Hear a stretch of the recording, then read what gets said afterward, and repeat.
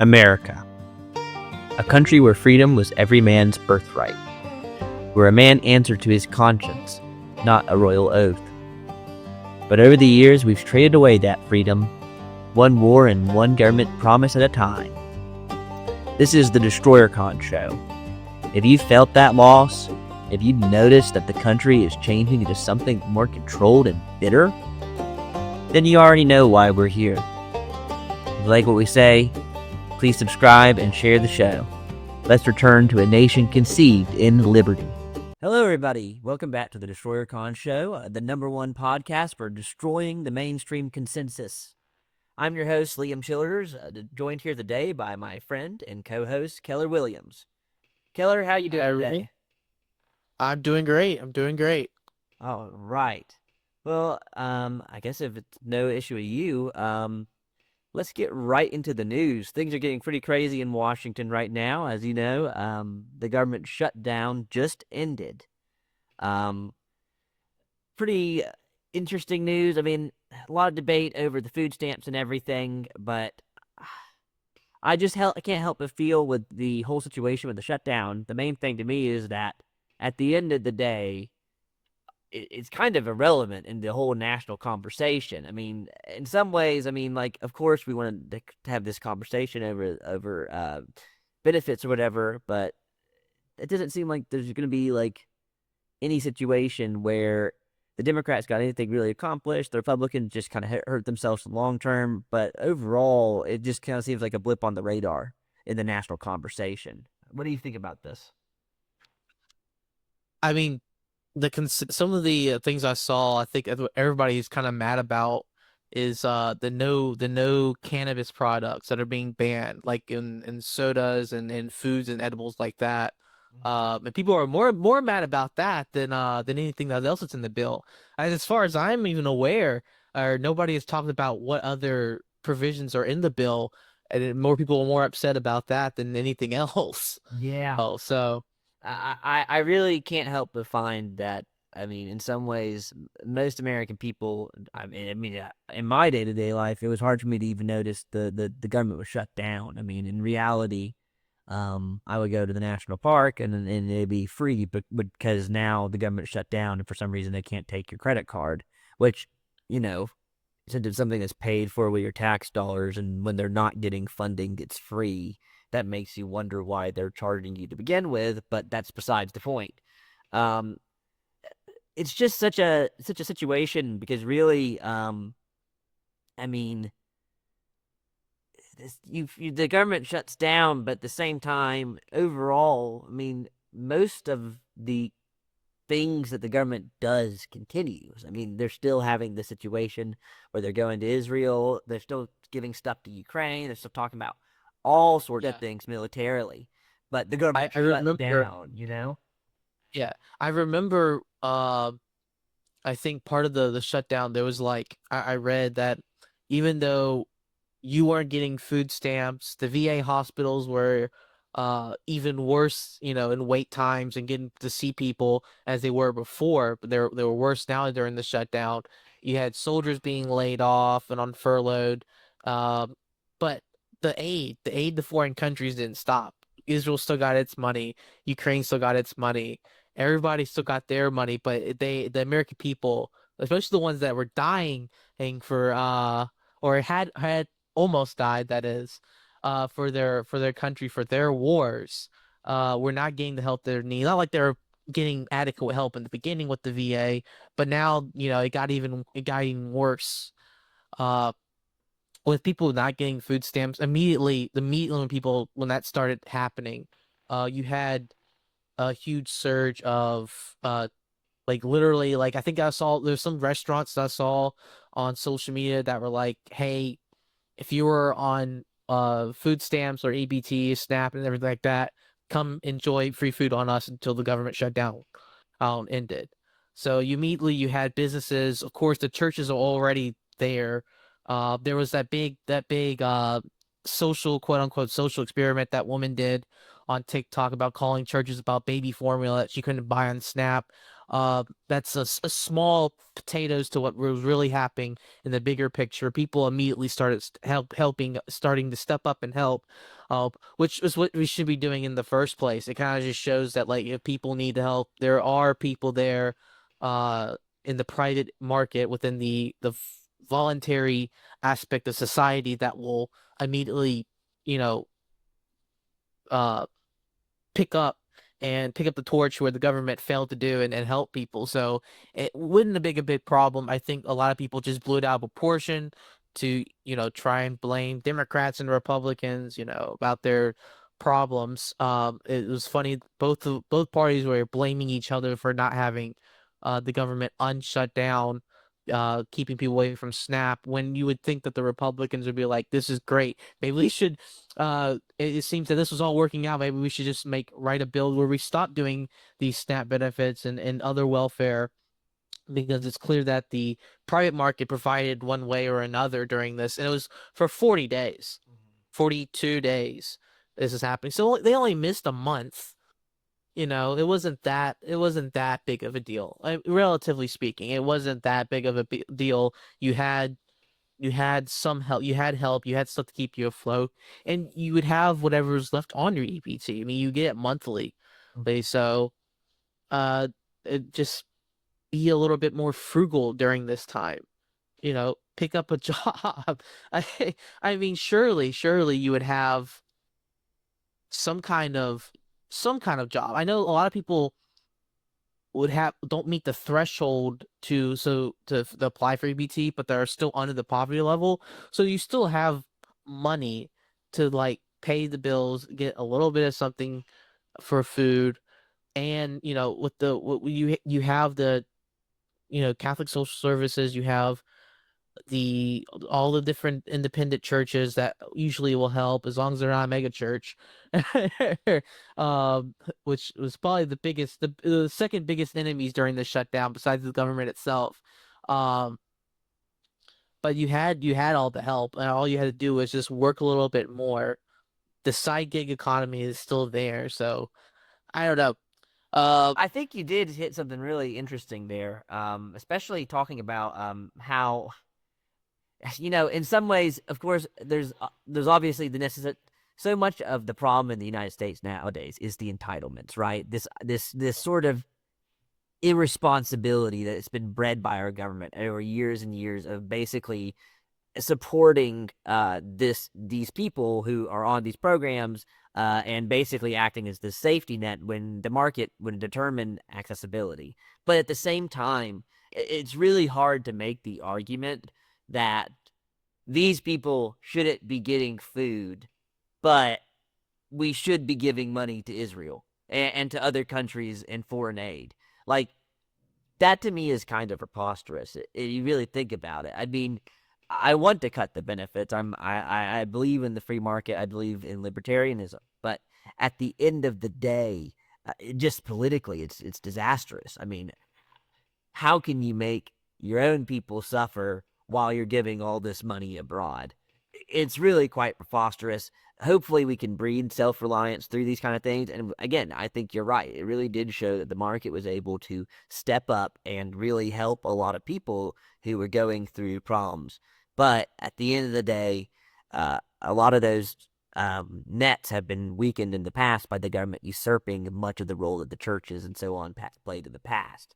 So I just kind of wonder how they can look at themselves in the face and say that they are serving the American people when the money continues to go to wars that nobody voted on, while our own people suffer. And I think that just continues to be so much of the trend of the current past few regimes. It's not really like it's a Republican or Democrat issue.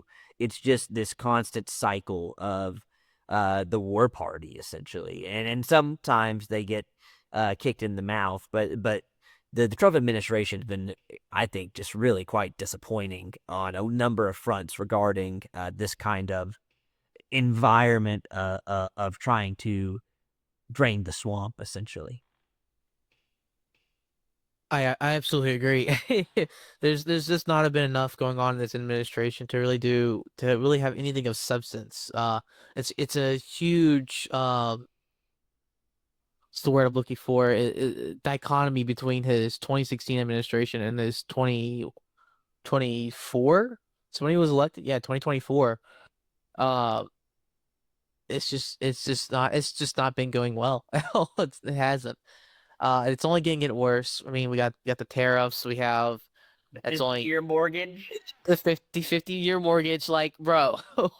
And So it's interesting. I've also seen this story going around yeah.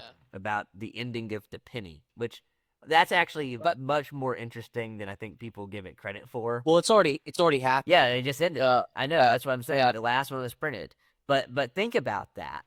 Uh, if you really think about what that means, they say it's a cost cutting measure, but the reason that it's a cost cutting measure is because they have devalued the currency to the point that 1 cent is not worth printing the penny.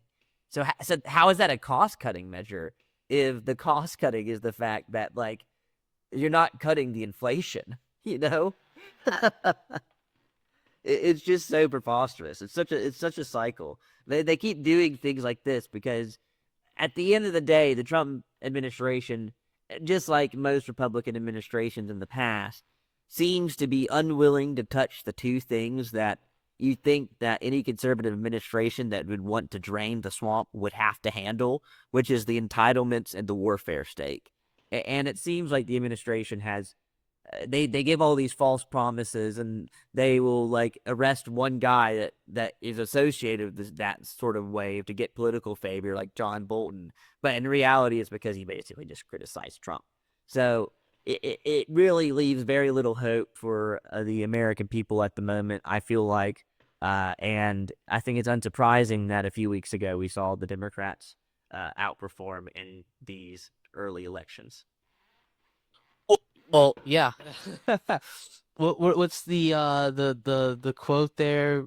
Bad times create strong men or weak men. Mhm.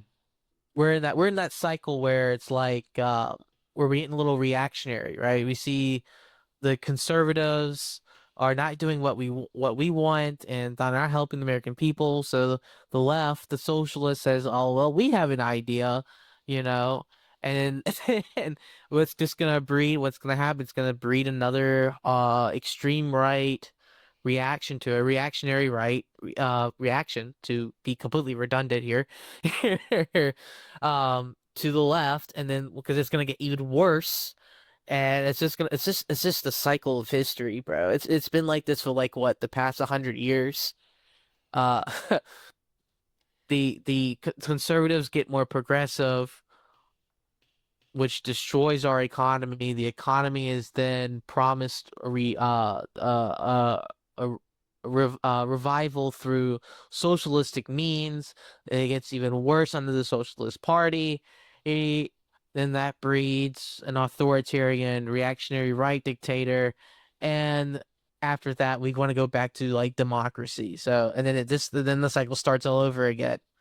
It's just a sad situation to be in. But yeah, with the rise of the left, we're just gonna have to see what happens. Well, it's so disappointing because essentially, I mean, after the last election, it felt like they were completely discredited. And you see figures like Zoran Mamdani rise up, and instead of criticizing his economic policies, the only thing that they could go at him was that he did not support Israel enough, which I think that alone says essentially what is that alone epitomizes the current wave of what's going on the right. It's just so hard to even watch. In a lot of ways, it's a sort of just complete capitulation to the neocons. I think a lot of this is Marco Rubio. Um, I think it's just really hard to watch this current cycle because I mean they just keep doing all these things that will not address the main issues that are facing the country, and by not addressing those issues, they empower the left and they empower the radical elements of their faction. I mean, I think I mean, in this whole situation with the war in Gaza, I think more than anything has been really radicalizing for a lot of people. I mean, it's hard to say that the American consensus on the issue has not done a complete 180. I mean, we talk about the Overton window a lot, but we've reached the point where saying Hitler is a good guy is no longer outside the Overton window. Um, and so I think, the rise of people like Nick Fuentes is just going to continue unless there's any way that we can really promote liberty. I mean, I think there's really two camps right now on the dissident right. There's like your more libertarian faction, and then there's the more nationalistic faction. And fundamentally, you have some figures that kind of lean in between both. I think Tucker Carlson would be a good example of someone who kind of is in the middle. But Mhm. it's kind of like there's this civil war for the right amongst the base and amongst the leaders of the party. But the leaders of the party are going to end up losing because they can't control the internet. And this has already happened to the Democrats. I mean, the Democrats becoming socialist is because of the failures of Biden. The failures of Trump will do the same thing to the Republicans. It's really at this point, it's less about um, who's going to inherit this kind of Bushian Trumpian combo that they've created here in 2024, but instead, who is going to basically be the next Trump who breaks the paradigm. And I think that's what the real root of this sort of MAGA civil war is who's going to be the figure that emerges to be what Trump failed to be. Yeah, I would definitely agree. Yeah, there is this weird, very weird kind of like divide in the right. And honestly, it should be a little bit more united on this, because at least to a degree. I guess that's where the middle people are, like Carlson, and even to a degree myself on this was like I think the Carlson just doesn't fully get it, and I think Fuentes is a little too much. A little too much on this stuff, you know? Like, I mean, we got the Groypers are like talking about wanting to like vote for Gavin Newsom in the 2028 election. I think, yeah, the next upcoming election. And I'm like, uh, he's destroyed California. He's worse. Just because he like looks cool and like he has like aura.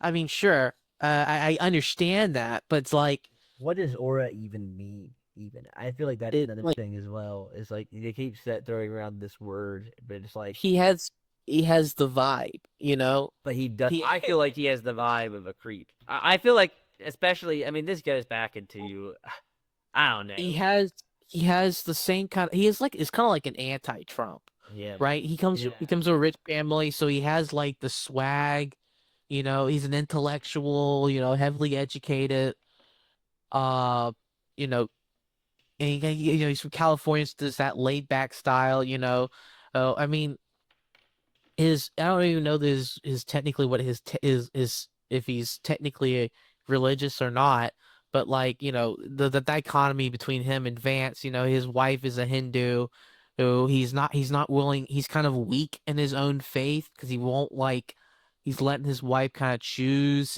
her own spiritual path instead of guiding her to Christianity, and just telling her she needs to convert.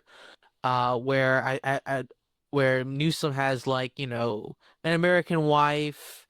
He looks like the American family that the Groypers kind of like imagine. So he has that kind of aura. Even though his politics are terrible and it's turned California into a crap hole, and people are literally moving out of California to go infect other red states like in Texas and Tennessee and even like Virginia, which is weirdly a whole thing in and of itself. Of But you have like it's like okay, I understand he has aura, but like his politics are no good. But then you gotta sit there and think, well, is who JD Vance, who's most likely gonna be the successor to Trump at the moment, is Vance gonna be any better? this You know? is why I really think. just fundamentally, first off, getting on the aura thing, I mean, wasn't Lucifer the most beautiful of the angels? I have a very hard time with the whole idea that someone should be decided by their looks. I think it should be based on what they are saying in for leadership and what qualities they embody as a leader. Fundamentally, I don't think, but I agree, I don't think J.D. Vance is going to be the Republican nominee. I think we have seen in the past that vice presidents um, often fall short of becoming the nominee after the president because of essentially it all depends solely on how popular the president is. And to assume that Trump, who has the lowest approval ratings he's ever had and has only once ever scraped above 50%, is going to essentially have his vice president just be the guy who just inherits the movement, is able to completely it's a complete misunderstanding of what MAGA is. And I think that's really one of the big things that Trump himself and the MAGA movement don't get, which is the idea that this MAGA, America First, right, is not connected to Trump per se. And I think that we're already starting to see bubbles of that popping up. I think that, to me, this is the reason I've been saying it for a while. If Thomas Massie runs in 2028, I think he has a very, very good shot of making at least a good deal of headwind in the Republican Party. It's really seems like you need one of those figures, right, that is essentially kind of a Ron Paul. And I think that's what America's been needing for a while.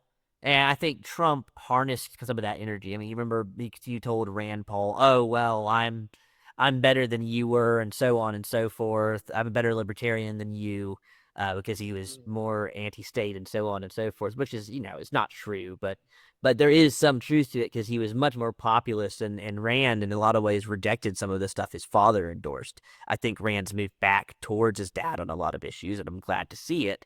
But when he ran for president, he moderated because he thought that might appeal more to voters.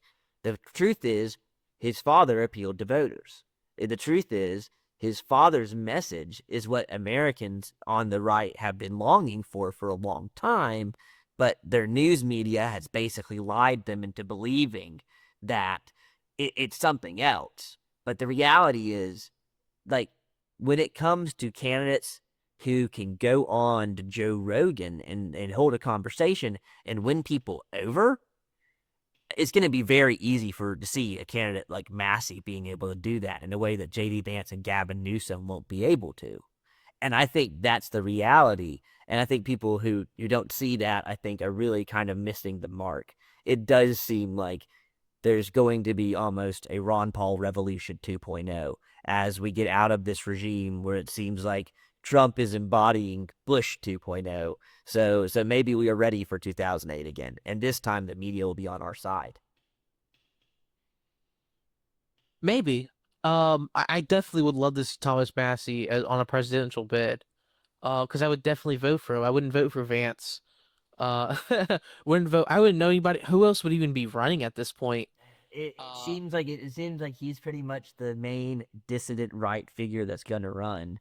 I mean, there's yeah. rumors of Marjorie Taylor Greene, but do you really think Marjorie Taylor Greene's going to win? And I think if the right was to choose, like if the dissident right was to choose Marjorie over Massey, that would be quite insane.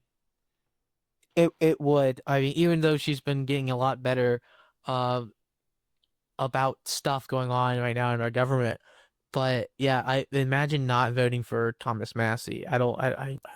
That'd be crazy. It'd be crazy not to vote for him. He's the one.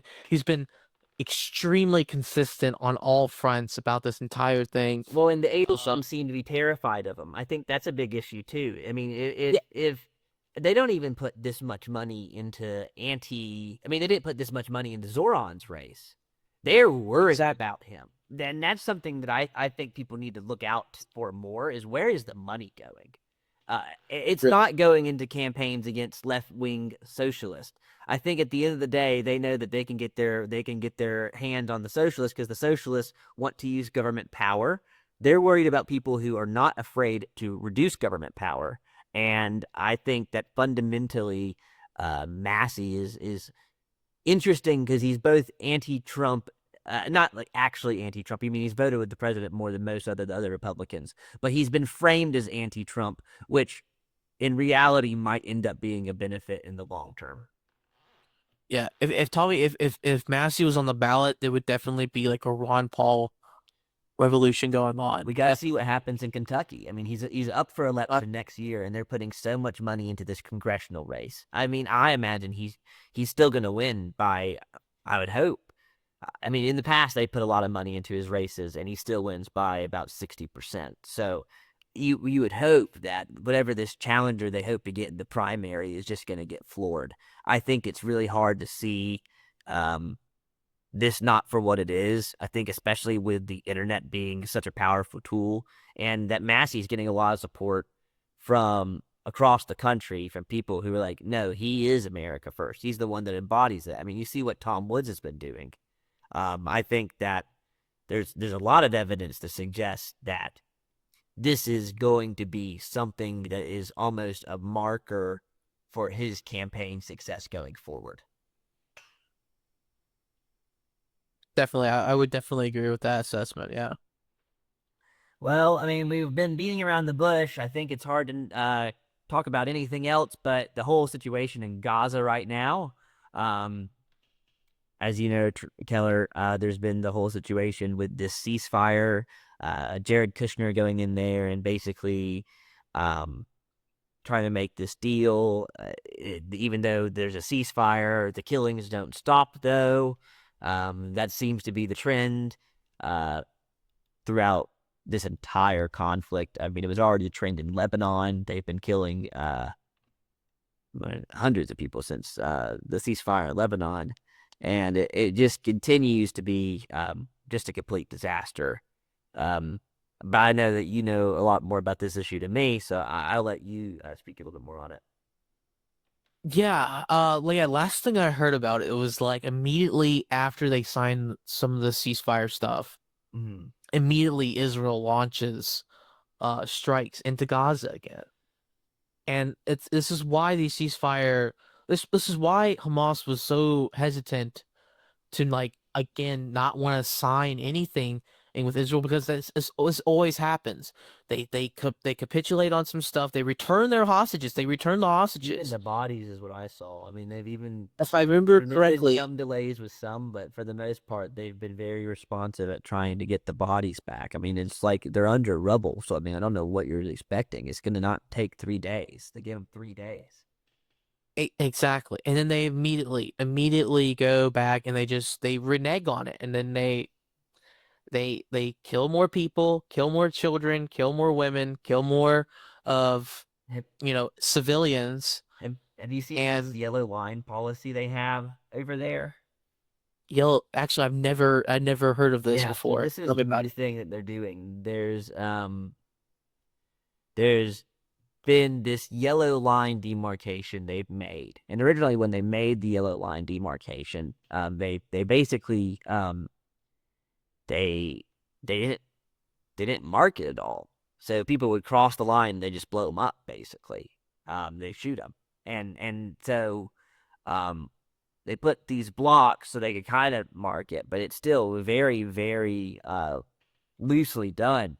And they basically have a no tolerance policy for crossing this line near Khan Yunis in Gaza City. And so it just continues to be violations of the truce that was put on.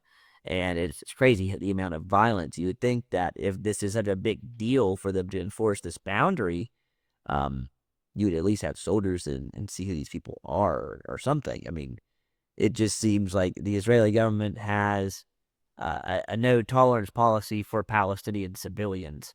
This is this kind of thing that was not even done in like Iraq or is being done in Ukraine. So it's really hard to watch. Yeah, it's very crazy what's going. It's not going to stop. And then all this does is going to fuel more support for Hamas. Yeah, I mean that's the It- It's it's reality. it's another cycle. It's another cycle that we have to deal with. Well, and it really goes back to what we were talking about with the MAGA Civil War. You have figures like Ben Shapiro who will apologize for this, but then they'll scream about Nick Fuentes being a Nazi, and it's really hard to tell the difference between the two. exactly. I mean, that's the reality, I think. I mean, it's not even just happening.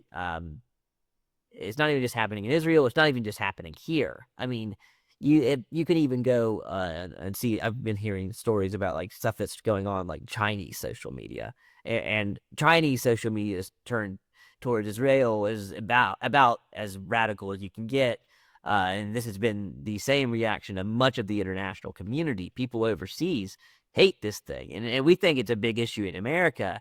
Think about how it is in the rest of the world that doesn't have this sort of dispensationalist view towards Israel. Oh yeah, it's gotta go crazy. I would love to see what like like North Korea has on like what their thoughts, the insides of what the people think on all North this, the Korea, policy. the only non-Arab country that recognizes Palestine. Real. Then doesn't recognize Israel. It's all Palestine. It's all So real. I guess the North Korean position. I guess I mean they're gonna overthrow Kim Jong Un because the North Korean position is the same as Hamas's. That Which is weird because we haven't heard anything coming out of North Korea. No, we And have. There has really, been some news. Yes. The main thing going on is whether Kim is going to do another test on basically in reaction to Trump's statement that the administration is going to be testing new nuclear weapons and so on and so forth. So there's been rumors that North Korea might do the same. Kim has floated the idea of trying to make a negotiation with Trump. Trump was recently in South Korea and he met Xi Jinping there. But overall, the main thing that Kim is trying to press, especially since he's really started to create this international image. He was at this big parade in Beijing a while back with Putin and Xi and a bunch of other international leaders, but he kind of asserted himself as the third major player there. I mean, in a sense, he was the only other nuclear power present besides the two. But the the thing they seem to be doing is that he's really pressing that the issue that there will be no talks of denuclearization. He'll speak with Trump, and he wants to speak with Trump, but he will not denuclearize. Which after the recent bombing of the Iranian nuclear facilities, and I think people have spoken about this in the past, and I think this is really a marker for a lot of countries internationally. It's really hard to see why he would denuclearize. real. I just haven't heard like the. I guess is it where have you been hearing it? Because I haven't seen it on X. I haven't seen it in any of the nature. And stuff like that. Then I guess it has to be really niche, yeah, niche. I just look stuff. I mean, I listen to stuff sometimes. The antiwar.com Yeah. is always good. But Okay. I mean, like I have certain areas I just like look up special articles for. I've been keeping up track with what's going on, especially Asia and the Pacific, obviously. So, because degree stuff. So overall, I've just been kind of keeping up with that. But it is really interesting to see what's going on with that because it is um it shows how it ebbs and flows. And I guess that kind of goes into I wanted to talk a little bit about that Chinese bridge incident. Um Yeah, I saw something about that earlier. yeah, so essentially the idea was that they built this really really really massive bridge. Let me pull up the name of it.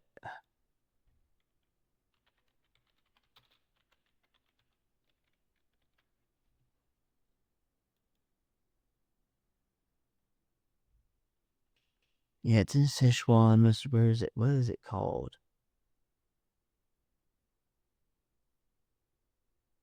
The Hongqi Bridge. Okay, so the Hongqi Bridge, yeah, it just opened.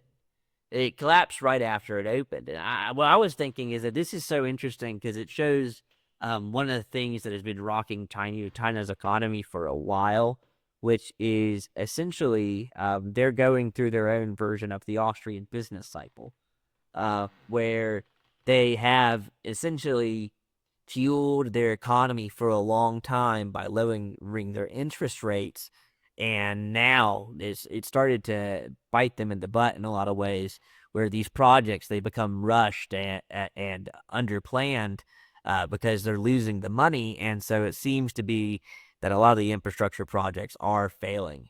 Um, but at the same time, going back to the war in Gaza, it's hard to, in some ways, call out the Chinese economy for doing this and trying to manipulate money when America does the same thing, except instead of using it to build bridges, we use it to bomb brown people. Exactly. So true. We if we're gonna fabricate money out of thin air, it should at least go to the benefit of the American Again, people. it shouldn't be fabricated at all. It shouldn't be fabricated at all. Let's establish the premise here. It shouldn't be fabricated at all. But yes, at least if we're gonna go through this whole illusion of trying to make money out of nothing, it shouldn't be to ruin everybody else's money and ruin all of our savings to just spit it on bombs to blow up the third world that does nothing for home. And it doesn't even do anything in like economically. I mean, you at least hear stories about the British Empire, and it's harder to argue that when they occupied Kenya, there wasn't. I tend to think that they got. I think that it actually did in the long term hurt the British people. But it is harder to argue that when they owned Kenya, when they were sending resources back to the homeland, that they weren't in some ways getting some sort of economic benefit, even though I think it was more that they lost. Here, it just seems like, what do we even get from this? I mean, we just have wasted trillions of dollars on nothing. I have yet to been told how funding Israel helps America. Maybe next time when Brylan Hollyhan, comes to our turning point meeting at some point in time when he's So not off crazy. gallivanting to It is so the crazy that the he. U.S. It is so crazy that he's a member of your Turning Point chapter. It is Uh, so crazy. I guess he kind of is. I mean, he's in Can we the get group him on chat. the show? When do we get Brian Hollyhand on the show? Can we get We Brian need to get Hollyhand on the we show? we'll have to get Brylan Hollyhan. I'll reach out to him. I reach out to him. We gotta give him a sneak interview. That'd be so funny. Real. Oh, but You know what I maybe mean? when he decides to come to a turning point meeting instead of gallivanting across the United States and not attending class, uh, Brylan, come on your show. It'll be a softball interview. I'll make sure to treat you very nicely. yeah, we can ask him on the show. We can ask him on the show what benefits has Israel, given the United States for all the billions of dollars we've given them to He'll bomb basically, Christians in Laos. whoa, they help us fight terrorism. The terrorists that they fund.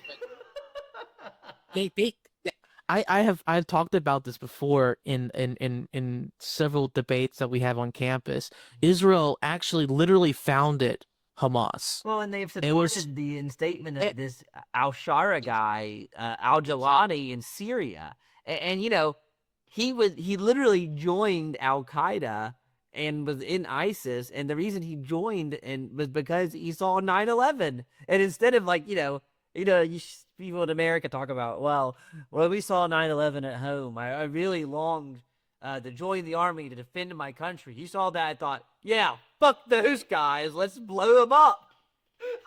like, and we're supposed to believe that this guy's trustworthy and he's matured, even though he's still a head chopper. You know? exactly. Yeah, it's a whole it is similar to like the Al Qaeda situation. Well, we used to fund them in order to stop the even worse guys for Palestine. It was the PLO. Oh, and then when Israel reneged on their deal of giving them autonomy, they became the next terrorist group that Israel has to fight now. So are they terrorists? It depends on who you ask. They do commit terrorist acts, in the name of, committing violence in the name of a political goal. By certain definition, they are terrorists. But it's like, Yeah, I mean, I mean, it's I think it, I think fake. I think it depends on what Hamas is doing. I mean, if they're the ones that are getting bombed at the place in Qatar, that might be a bit of the extreme. But reality is, I mean, like the people who do stuff on I mean, like they have endorsed terrorist attacks, but at the same time, it is really hard to be sympathetic towards Israel when they're also committing terrorist attacks.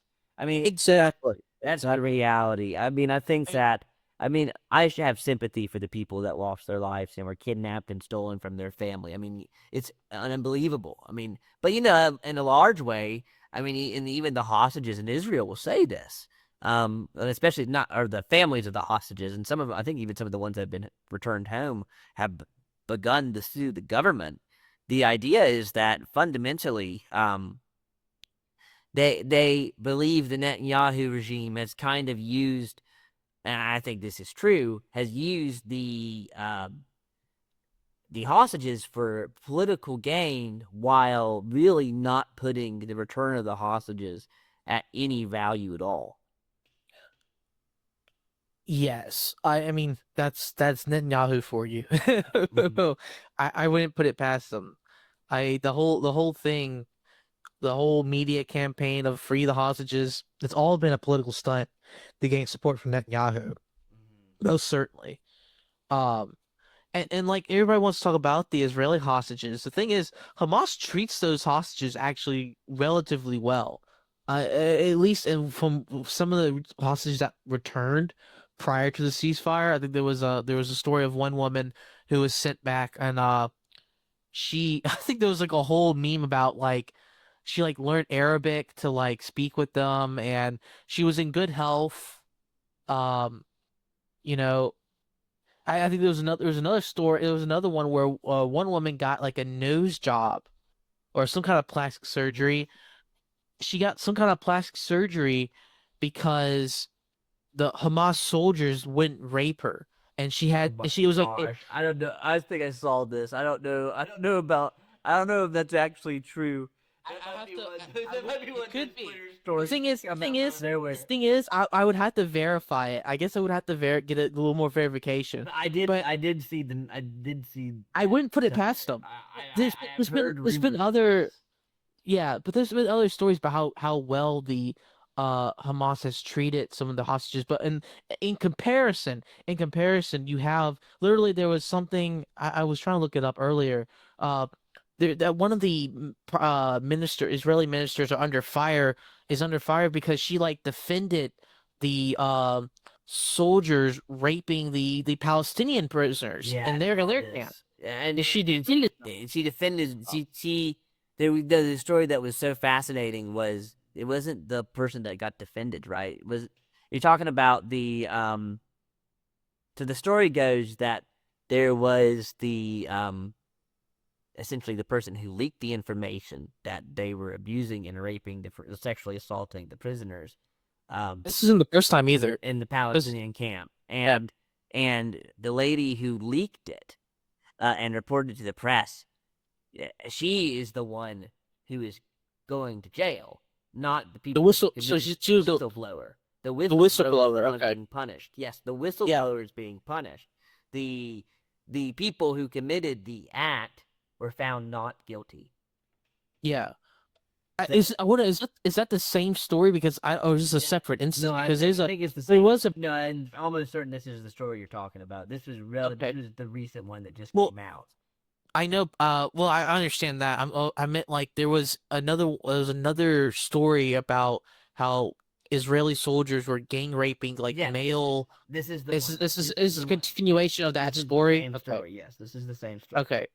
Yes. Okay, I wasn't sure if it was two different instances, but yeah, I mean, like you're getting literally like gang raped by Israeli soldiers, and compared to like Hamas, they're not hurt, and the hostages that were returned by Hamas, they weren't hurt. I think there's been one picture circulating around of this like half-starved man. I don't know the validity to that as much as the one who got the plastic surgery story. I don't know if there's any validity to that necessarily. I would have to look into it. But there's only been like one instance of that dude in like this half-starved state. I mean, But do know all the that like a number of the hostages that were killed by Hamas. I mean, because I mean, obviously Hamas has a reason to keep the hostages alive, just for political reasons. so they can negotiate with the Israelis. But the ones who were killed, it does seem that a large number of the ones that were killed by Israeli strikes, not by Hamas themselves. Yes, that was a lot of reports was talking about that.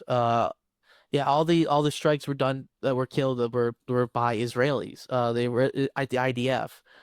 So it's like when you're comparing the two people who they treat, a lot of people want to find are more sympathetic to Hamas, and and Israel is framing those people as like terrorist sympathizers, just like what happened when they were gonna like bomb. I think either some other Christian settlement that the church wouldn't leave, Yeah. and after Israel told them they need to leave the bomb. It's like we're not going to leave the church, and one of the Israeli officials tweeted out like anybody who's still there will be treated as a terrorist. So this idea of when you're looking at these people, when we start generalizing all the Palestinians as terrorists or terrorist sympathizers, you have to look from their perspective. Even if Hamas is actually bad, and they're not even good for especially for like Palestinian Christians, they're not a force to be allied with, Mm-hmm. but they're the ones who are, from what we can see, are treating the prisoners well. Oh, better than at least better than Israel's doing. They were they're not the ones attacking Israel after the ceasefire. They were holding their end to the ceasefire deal, Yeah. and they're the ones who are there defending the Palestine. Right? So even if they're the bad guys defending Palestine, right, it's not like there's gonna be good guys defending Palestine because Israel will just classify them as terrorists, as bad guys in the media. So it's not like you can really see Well, who's good or bad. and, Anyway, the Israelis helped to really put Hamas into power. I mean, they really well, funded yeah, they funded them. begin with, They funded them and to fight the PLO. as Netanyahu said, you hope to control the flame, essentially using Hamas as the flame to be controlled, to basically discredit the more peaceful PLO, and Exactly. really, it's just been a continuous cycle since then. Yeah, Um, it's the cycle. Yeah, so, well, it goes back I to the mean, cycle. again, this is not to at all invalidate how terrible what Hamas did on October 7th was, but fundamentally, you can't commit what the UN is calling a genocide and then complain that you had a nasty attack committed against you. It's just hypocrisy. It's like I really am of the mindset that fundamentally the American people are being dragged into this big conflict, and fundamentally, we just need to be pulled out of it. It's just we have no business being here. What happens to the Palestinians or the Israelis? It's tragic, and I think they're both doing things that are really really wrong, and I think that the Israelis have done a lot of really, really wrong things and have begun to really show just how bad faith actors they are. And I think they've done this for a while. I mean, they've done this with like USS Liberty, and they've done this with the Iraq War and so on. But it's just a sad state of affairs, and it really, to me, just shows that Netanyahu needs to resign more than anything else. Netanyahu needs to resign. But we could spend all show talking about that. I do want to get to Venezuela. I think that this is really quite interesting, and then I might give some words on Ukraine as well. Well, Um, I mean, it's nothing new under the sun. Now, And nothing new under the sun. It makes you wonder. regime change. Well, I mean, that's essentially what's going on in Venezuela. The interesting thing is that, you think, oh, at least for Venezuela, maybe, just maybe, we could stop talking about this Israel thing. But somehow there's still a connection between Netanyahu and Maduro, and how Netanyahu doesn't like him because of some situation with, like, Hezbollah or something ridiculous, where, maybe they sent him a check one time, and now it's cause to destroy the regime. But you just wonder, I mean, what is even the point of this? I mean, they're moving carriers off the coast of Venezuela. They clearly want Maduro to resign. Trump says he's been presented with the option to bomb Venezuela, but he hasn't made a decision. They just keep playing the same psychological game, but you wonder, I mean, if I'm Maduro, you just have to wonder, like, what can they even actually do? I mean, especially after you saw what happened in Iran. And people talk about Venezuela like it is Vietnam. And in some ways, that's true, but it's really more like if you took the same kind of geography of Iran and you set it in Vietnam, where it has the mountains along with the tropical rainforest. So I just don't see how that wouldn't just be an absolute disaster all around. I mean, there's just no way it doesn't end up being a disaster. So, like, you can't put boots on the ground. I mean, all you could do is do the same thing you did in Iran. And what it seems like after what happened in Iran is that they still have nuclear centrifuges. So what are we even doing here? Actually, I have no clue why are we attacking Venezuela? Because the whole point of this was because of like drug trade. That was the whole point. We're supposed to be blowing up like drug cartel boats and stuff like that. So why exactly are we attacking Venezuela, period? Except for, But well, my guess would be because we don't like Maduro. Well, what has the government of Venezuela done to us recently? Like that has been bad for the US. I mean, That has, it's I really mean, but hard to find anything. I mean, the main thing, I guess. So first off, on the drug point, Venezuela does not make the drugs. That's such a big part of this. Is that exactly, that's what I'm saying. yeah? I Yeah. mean, our if you're talking about cocaine, Colombia is your biggest enemy there, but that's not even what they're talking about. I mean, they're talking about fentanyl. And fentanyl does not at all come from Venezuela. It comes through Mexico via China. And Trump's done some good work, I think, talking with Xi Jinping, trying to make a deal on that. So hopefully that will come down. But we're not threatening to bomb China. No, we're not threatening. Well, we were, but now we've actually pulled back from that. We've pulled back from Oh, yeah. recently because essentially, well, I mean, they were doing the whole thing with Taiwan for years, talking about Taiwan, Taiwan, Taiwan. But Xi has reiterated that he has no intentions for Taiwan, and U.S. military posture has actually de-escalated in Asia. It's interesting. The one good thing Trump might be doing is trying to get us back to an older status quo with China, even through this tariff policy. So it's kind of hit or miss there, but just the situation in Venezuela is just insane. I really don't know what to think about it. I know a lot of it has to do with Marco Rubio. Marco Rubio was one of the big supporters in the early days. In the last coup they tried to launch in 2020 in Venezuela, and that went nowhere. Unsurprisingly, the Juan Guaido coup that just went nowhere, and Maduro managed to stay in power. And so what ended up happening after that was essentially that, we kind of laid dormant for a while. We were actually working with Venezuela relatively recently to try to help with deportations. Um, and it just seems like out of nowhere, as Rubio's continued to exert himself, and Rubio's really taken over this administration, it feels like. I mean, it seems like this is less of the Trump administration and more of the Marco Rubio administration in a lot of ways, especially on foreign policy. It's just quite insane, really, to see. But the reality is, I think this has a lot to do with him. I think this has a lot to do with his base in Miami, amongst his Cuban heritage and the large amount of Venezuelans who move in there.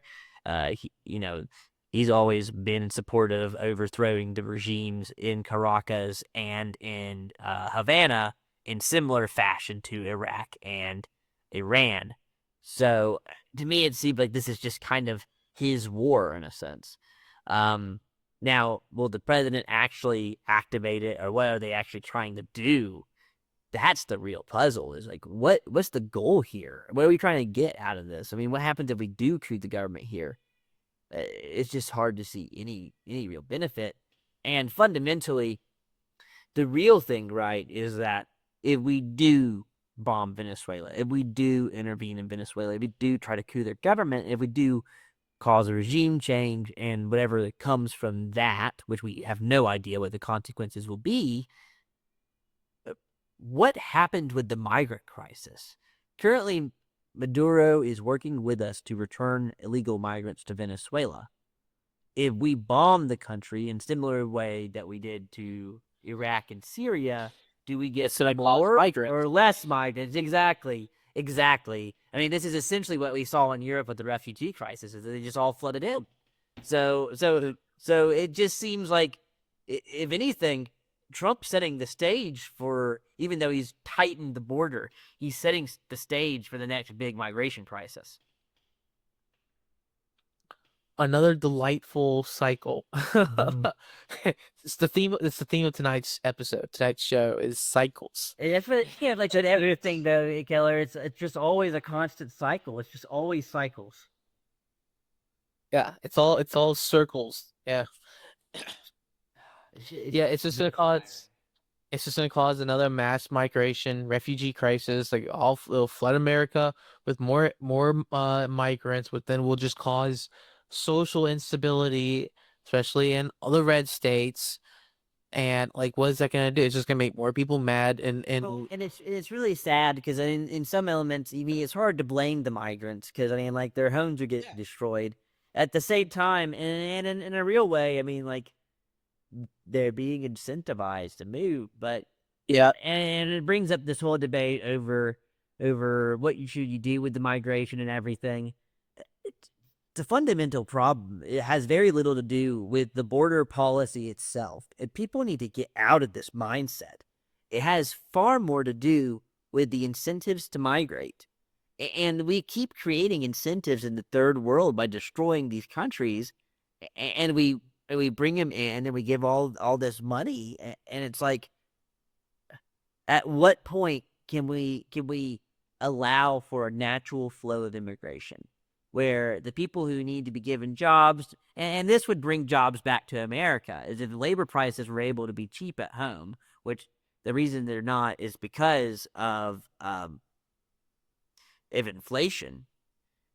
If you're able to have lowering prices for goods at home, which is the historical standard in a capitalist economy, you would see essentially over time the society correct itself, and there'd be more jobs that return to America because American wages would be less, but at the end of the day, American money would be worth more. So they'd be able to use the money that they gained in the past that's gained value to pay people cheaper wages, but they're able to get more by because they're actually able to sustain more. So uh, it's just a really hard situation where it's like it's so broken. Everything's so broken, and people want to have these one trick fixes where it's like, oh, we either get rid of all the money, and this is the problem with the Nick Fuentes crowd. They really think that the only thing that's making America the way it is these illegal immigrants that have come into the country, these other groups, the other people. But at the end of the day, the reality is the reason the American system is broken is because of what we have done to ourselves financially and economically. That we have created a system where, because we lower the interest rates, the average American that is a first-time home buyer is in their 40s. It really just shows the impossibility of living in this country, which is not from these immigrants. I mean, these immigrants are a consequence of our bad spending and our bad policy. It's that we have the bad policy to begin with, and without somebody who's willing to fix that, we basically only have the hope of waiting for the system to collapse. well, yeah. All these things are. I don't know how many times I've told a lot of my more dissident right, reactionary right friends, like, all of these things, these problems that we have are byproducts. Yeah. They're not the actual problem itself. All interconnected. Oh, they're all byproducts from the fact that the Federal Reserve controls our money, and this has destroyed our purchasing power and has printed so much money that we're getting very close to it being like completely worthless. If you look at the dollar purchasing power charts, it's decreased so badly, and we can't afford anything, and we don't want to have kids. We can't afford to have kids. Yeah. We can't, which creates a uh, birth rate problem, which means we need immigrants to fill that problem. And on top of that, once the government does a broad, regime change in Venezuela, billions to Israel, millions to Ukraine, All while taking your it tax money to give it to old all while people who take already have money. all while taking your own tax money, taking a third of your check. Yeah. That leads to an immigration problem. That leads to a housing problem. That leads to an abortion problem. Leads to Americans not being able to find jobs. It leads to all of this. It's crazy how much it all leads to. To our employment problem, yes. And it's just creating this like American century of humiliation for us. Yeah. And and what can we do? Well, it all stems back from the Federal Reserve. It really The bigger problem is how can we address that? That's really the $1 million question. I think that's the truth. And it seems like, I mean, this was the problem when they first instated the Federal Reserve to begin with, is essentially like that once it instates itself, it's going to be impossible to remove. And it has been the reality. And it's such a big problem. And it seems like the only way to solve it is basically to learn how to say, I want a Baja Blast in Chinese. There's like really no other way out. It just seems like we're in this impossible cycle, you know? Afghanistan's been looking really nice this time. Yeah, I know, dude. It's crazy how we come after 20 years of war in Afghanistan, and the Taliban has the brighter outlook on life. All right. So I'll get into this last story. I don't know how much you've been keeping up with the war in Ukraine. It has been all over the place recently. There's been some Russian drone strikes on Ukraine, some really big ones, and the Ukrainians were not able to stop the Russian drones, and so they basically let in 1,100 drones into the country that bombed targets across, the nation. This is all on top of the Russians already taking key cities in eastern Ukraine, like Pokrovsk, and advancing across the most of the front. It just seems like everything's going Russia's way, and people ask why Putin won't negotiate with Trump. Well, it seems like it's pretty obvious why, and the obvious answer is that he's winning. He has no reason to negotiate. Yeah, at this point, Trump, at least somebody needs to come up with a ceasefire deal in Ukraine. I guess, because the Ukraine's gonna get BTFO'd very soon, and it's like, and we keep funding them. Um, I was reading what was it about like us giving them Patriot interceptors, Yeah, Patriot system, yeah. and they're not winning. It seems And that we really don't have enough to give the Patriot interceptors. We're giving them all this stuff, but we really don't have enough of our own. I mean, that's the part that's so crazy. And we don't have the yeah, we don't have the supply, we don't really have the money, and they're still losing. They're still losing with America's help. It's like, bro, just throw in the towel. Find some kind of offer a white just peace. give them what they want right now, so you don't have to give them what they want later.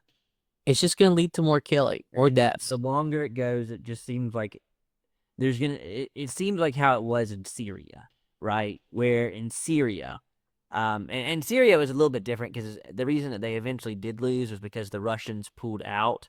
You have to wonder what concessions were made to the Russians to pull out. I know they kept their naval base in the region, but I think it probably goes further than that. I don't know how it goes further than that, but that just is my inherent assumption. Um, and then you see this whole situation with what's going on in Ukraine, and it's like it just feels like eventually the NATO support's gonna go, and this house of cards that we built in Ukraine is just going to completely collapse. And my assumption is that they'll probably push to the river. I don't know how far they'll go past the river. I could see them maybe going to Odessa, but even that's, I feel, a little bit of a stretch just because the river is such a natural boundary and it's going to be hard to get over the river. They've already struggled to get over the river. But I mean, I guess if there's nothing to stop them, they'll probably be able to. And if they're able to get over the river, they can go to Odessa. And it does seem like the Dnieper really is the goal. And if they can take the Dnieper, the war's basically over because then they're in Kiev. And that's just basically it. I mean, they're taking all the major cities, so it just seems like it's going to end, and the ending is already in sight. And for some reason, we're not willing to admit that the Russians are not going to allow Ukraine and NATO, and we just need to concede on that point. Very true. The war needs to end at this point. It's been going on for like what, 5 years, almost 10, maybe. Mm-hmm. It's just so hard to see right now, and there's so many wars going on. I mean, we can't even. I mean, we're not even getting into the whole situation in Sudan. I would like to eventually talk about that on maybe another episode, Yeah, but yeah. I've only seen so little about that. I just yeah. know that somehow the UAE is involved. Yeah, and so essentially, like, the government's collapsed, and they're trying to make this whole sort of like cooperation agreement because they're kind of in a stalemate, very similar to what happened in Libya, where Libya, once it broke, it seems like there's no actual plan to ever bring it back together. Yeah.